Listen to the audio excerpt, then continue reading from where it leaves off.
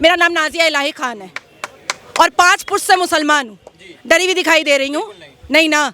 तो जो बोल रहा है ना वो एक्चुअली में स्लीपर सेल वाला काम नहीं कर पा रहा है। पहले कितने बम फटते थे, कश्मीर से कन्याकुमारी तक फटता रहता था।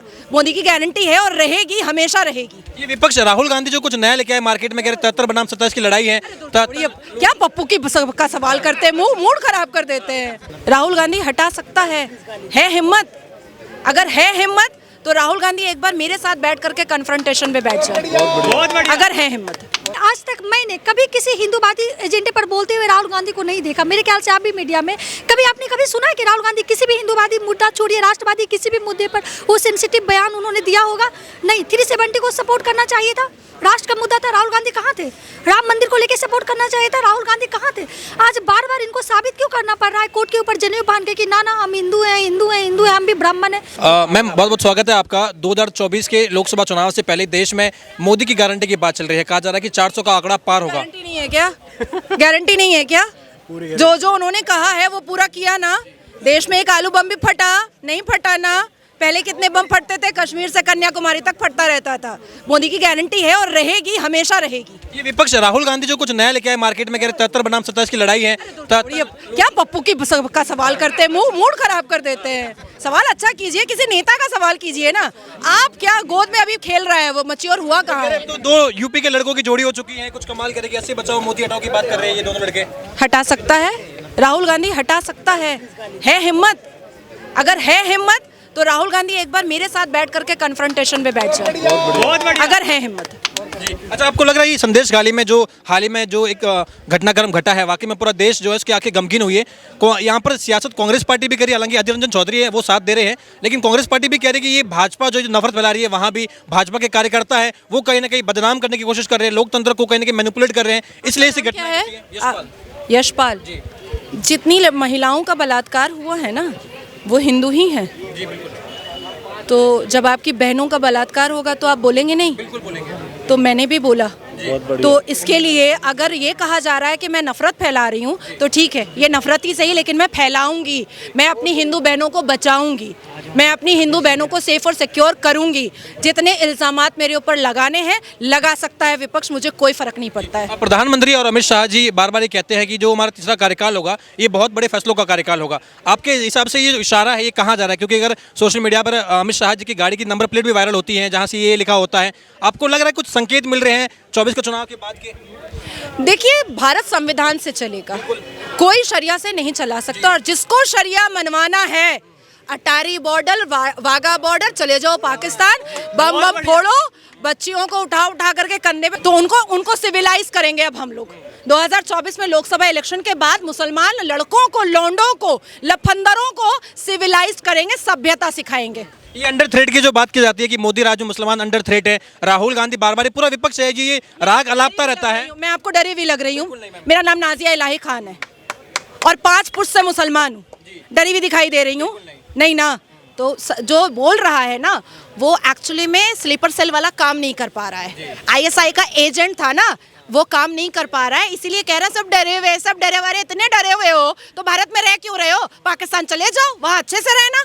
ये पाकिस्तान जाने की जो बात आई है, यहाँ पे एक सवाल है, जब किसान प्रोटेस्ट कर रहे थे तो बार बार कुछ वहाँ पे ऐसे नारेबाजी हो रही थी, ये कहा जा रहा था कि लाहौर बड़ा करीब है, दिल्ली से ज़्यादा करीब है, इस तरीके की वहाँ पर जो है कहीं ना कहीं हमें रोकने का प्रयास कम हो रहा है, वहाँ पर बॉर्डर इशू कम हो रहे हैं। आपको लग रहा है ये एक नैरेटिव आ रहा है देश में 24 के चुनाव को मैनिपुलेट करने की? मैं किसानों के लिए एक ही बात कह सकती हूँ, या तो नेता बन जाए या तो किसान बन जाए। ठीक है, ये लोग किसान कम बने हुए हैं और नेता ज्यादा बनने की कोशिश कर रहे हैं। ये उत्तराखंड में अगर हम देख रहे हैं UCC लागू हो रहा है, वहाँ पर जो है पटकथा लिखी गई है, अब राजस्थान में भी बिल्कुल वैसा ही काम होने जा रहा है। तो क्या देश में 24 के चुनाव और 24 का चुनाव लगेगा? UCC नया नहीं है भाई, आर्टिकल 44 तो है ना।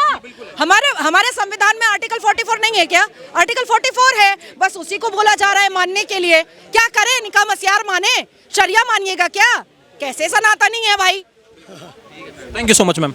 विपक्ष कह रहा है कि हम कमजोर नहीं हैं, हमारी यात्रा भी कहीं ना कहीं सफल हो रही है, और अब यूपी के 2 लड़के राहुल और अखिलेश, इनकी जोड़ी आ गई है जो मोदी के लिए चुनौती बनेगी। क्या लगता है आपको? सबसे पहले तो राहुल और मोदी जी का कोई टक्कर ही नहीं है। राहुल गांधी देश के वो लीडर है जिनको देश के बारे में कुछ पता नहीं है। ठीक है, दूसरी बात क्या कि इन्होंने कहा कि OBC मेरे साथ है, वो उसके लिए मैं बस एक लाइन कहना चाहूँगी कि कांग्रेस की पूर्व वरिष्ठ लीडर श्रीमती इंदिरा गांधी जी ने कहा था कि जाति हटाओ, तो इनको खुद ही नहीं पता कि इनका मुख्य एजेंडा क्या है, तो वो किसी और एजेंडे पर क्या ही बात करेंगे। ये कांग्रेस का नारा था ना जात पे ना पात पे, वोट जाएगा हाथ पे। आज राहुल गांधी ओबीसी कार्ड की बात कर रहे हैं, कह रहे प्रधानमंत्री मोदी ओबीसी नहीं है, लेकिन चूंकि चुनाव आ रहे हैं तो वोट बैंक के लिए ओबीसी बन के उनको एक चीज और उनका मतलब डाटा मैं क्लियर करना चाहूंगी, ठीक है।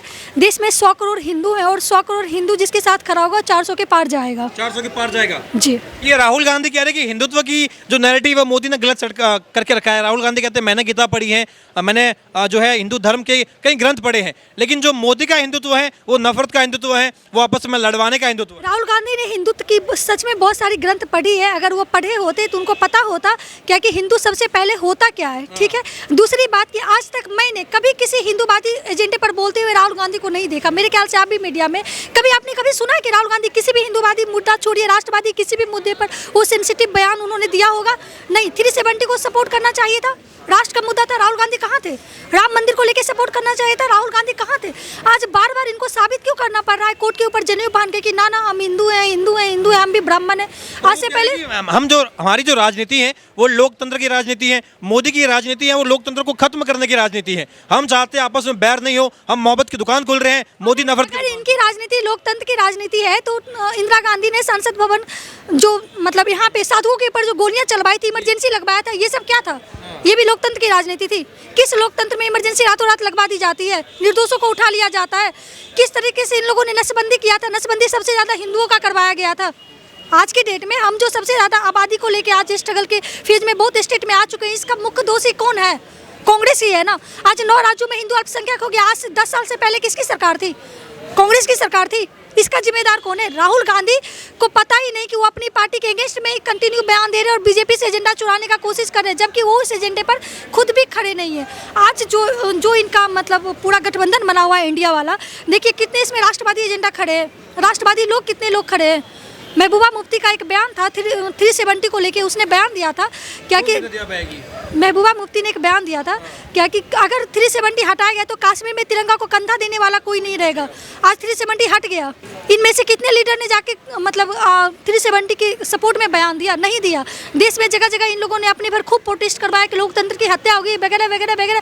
ये लोग तब कहाँ मर जाते हैं जब देश का आर्मी शहीद होता है, तब तो ये कभी बोलने के लिए नहीं आते। किसी हिंदू की बेटी को सरेआम मतलब रेप करके फेंक दिया जाता है, तब ये बोलने नहीं आते। इनके जब कांग्रेस की गवर्नमेंट थी तब यासीन मलिक को बुलाया जाता था ना, राष्ट्रपति भवन में बुलाया जाता था ना, प्रधानमंत्री आवास में, उसको स्पेशल ट्रीटमेंट दिया जाता था, जो कि दुनिया के बड़े टेररिस्ट में जाना जाता है, जिसने भारत के एक स्टेट से हिंदुओं को हमेशा के लिए खत्म कर दिया। अच्छा, ये आप कह रहे हैं कि राहुल गांधी जो है कहीं ना कहीं देश में नफरत फैला रहे हैं। अभी हाल ही में राहुल गांधी जब यूपी में थे, अपनी यात्रा कर रहे थे, ये हम कह नहीं रहे, ये बातें साबित हो रही है कि राहुल गांधी नफरत की ही दुकान चलाते हैं जी।